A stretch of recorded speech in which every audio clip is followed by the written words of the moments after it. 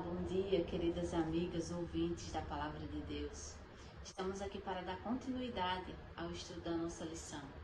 Vamos estudar o segundo tópico, o tópico da segunda-feira, que nos vai dar conselhos preciosos, que nos diz assim: vigiando nossas palavras. Pergunta A: que princípio importante Pedro reforçou como condição de uma vida feliz, tanto nesta terra quanto no mundo por vir?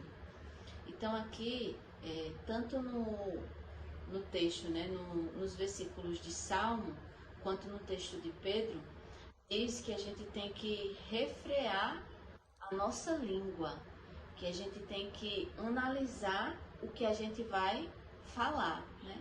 Aqui diz assim, na última parte de Salmos 34, versículo 13: guarda a tua língua do mal e os teus lábios de falarem engano. E em Pedro, 1 Pedro 3,10 diz: refreia a sua língua do mal e os seus lábios não falem engano.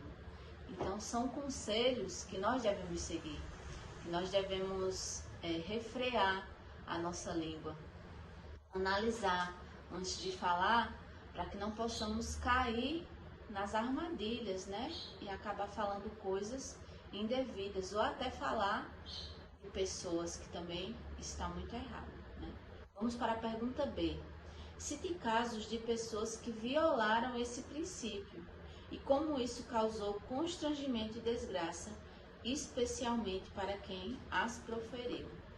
Então, é citado aqui o exemplo de Esther, onde Amã foi ali e falou ao rei com relação a um homem e citou características desse homem como se fossem características ruins.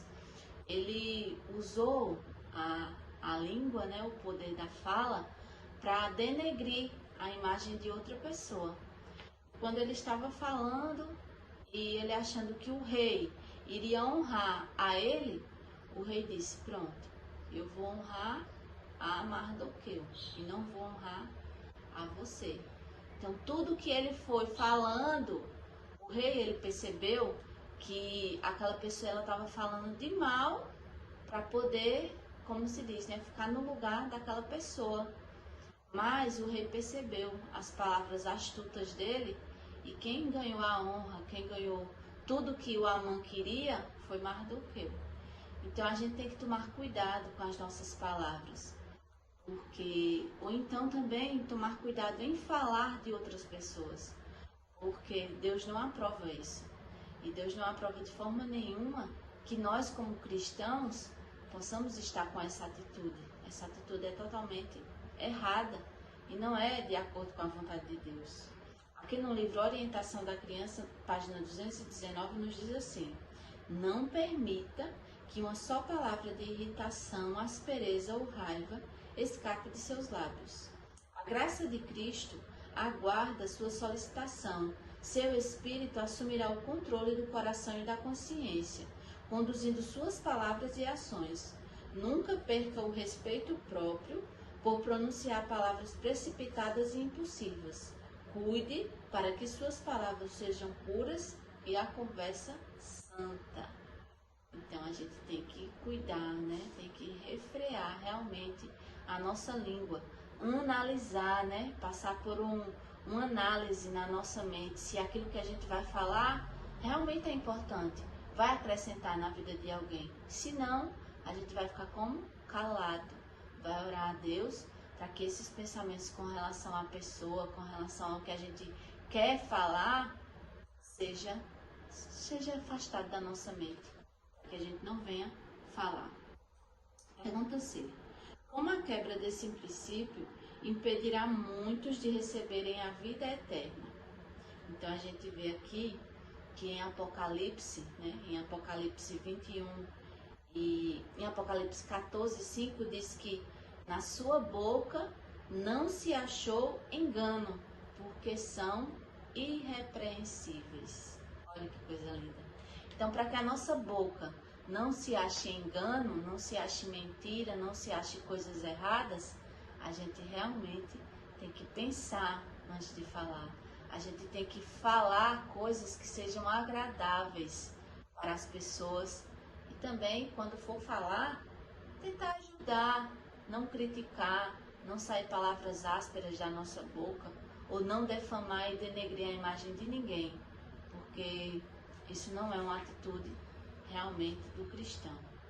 Aqui no livro Conselhos sobre Regime Alimentar, nesse pequeno parágrafo no início, diz assim: sua língua se solta e eles começam a obra perversa de falar mal dos outros.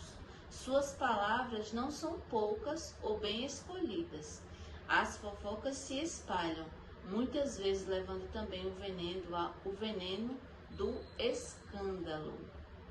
Então a gente tem que ver que a gente tem que vigiar a nossa boca, vigiar as nossas palavras, para que não venhamos fazer coisas que desagradem ao nosso Deus. Que Deus possa abençoar, que possamos meditar nessa lição, né? Nesses conselhos que está sendo dado para todos nós, para que se estivermos praticando essas coisas, venhamos mudar a nossa vida. Deus, Ele quer transformar o nosso caráter. E a gente viu aqui que para a gente ir para o céu, né, aproveitar a eternidade juntamente com Cristo, a nossa boca tem que ser irrepreensível, né? A nossa boca não pode se achar engano, não pode se achar mentiras. Deus abençoe para que possamos acatar esses conselhos, guardar no nosso coração e praticar na nossa vida.